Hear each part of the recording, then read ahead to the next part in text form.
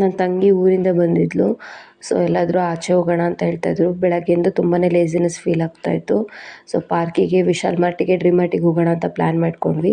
ತುಂಬ ಚಳಿ ಇರೋದ್ರಿಂದ ಎಲ್ಲ ಪ್ಯಾಕಪ್ ಆಗಿದ್ವಿ. ಪಾರ್ಕಲ್ಲಿ ಮಕ್ಕಳೆಲ್ಲ ಆಟಾಡ್ತಾ ಇರೋದು ನೋಡಿಬಿಟ್ಟು ನನ್ನ ಮಗಳಿಗೂ ತುಂಬ ಖುಷಿ ಆಯಿತು. ಸೊ ಅವಳಿಗೂ ಸ್ವಲ್ಪ ಹೊತ್ತು ಆಟ ಆಡಿಸಿದ್ವಿ. ನಾನು ಸ್ವಲ್ಪ ಹೊತ್ತು ಆಟ ಆಡಿಸ್ದೆ. ನನ್ನ ತಂಗಿನೂ ಒಂದು ಸ್ವಲ್ಪ ಹೊತ್ತು ಆಟ ಆಡಿಸಿದ್ಲು. ಸೊ ಇಲ್ಲೇ ಸ್ವಲ್ಪ ಟೈಮ್ ಸ್ಪೆಂಡ್ ಮಾಡಿ ಬಂದ್ವಿ. ಕೆಳಗಡೆ ಮಣ್ಣಲ್ಲಿ ಆಟ ಆಡೋದಕ್ಕೆ ಬಿಟ್ಟಿದ್ವಿ. ತುಂಬಾ ಖುಷಿಯಾಗಿದ್ದಾಳೆ ಮಣ್ಣಲ್ಲಿ ಆಟ ಆಡೋದಕ್ಕೆ ಬಿಟ್ಟಿದ್ದಾರೆ ಅಂತ ಹೇಳಿ. ನೋಡಿ ಎಷ್ಟು ಚೆನ್ನಾಗಿ ಮಣ್ಣಲ್ಲಿ ಆಟ ಆಡ್ತಾ ಇದ್ದಾಳೆ. ಸೊ ಅಲ್ಲಿಂದ ಸೀದಾ ವಿಶಾಲ್ ಮಾರ್ಟಿಗೆ ಹೋದ್ವಿ. ವಿಶಾಲ್ ಮಾರ್ಟ ಸ್ವಲ್ಪ ಹೊತ್ತು ಶಾಪಿಂಗ್ ಮಾಡೋಷ್ಟೊತ್ತಿಗೆ ಸ್ವಲ್ಪ ಚಳಿ ಜ್ವರ ಬಂದಂಗೆ ಅನ್ನಿಸ್ತಾಯಿತ್ತು, ಫೀಲ್ ಆಗ್ತಾಯಿತ್ತು. ಸೊ ಅಲ್ಲಿಂದ ಸೀದಾ ಮತ್ತೆ ಡ್ರೀಮ್ ಮಾರ್ಟಿಗೆ ಹೋಗೋಣ ಅಂದ್ಕೊಂಡ್ವಿ, ಬಟ್ ಆಗಲಿಲ್ಲ. ಸೀದಾ ಮನೆಗೆ ಬಂದ್ವಿ. ವಾಯ್ಸ್ ಓವರ್ ಮಾಡಬೇಕಾದ್ರೆ ಸ್ವಲ್ಪ ಕೋಲ್ಡ್ ಆಗಿದೆ, ಸೊ ಪ್ಲೀಸ್ ಕ್ಷಮಿಸಿ.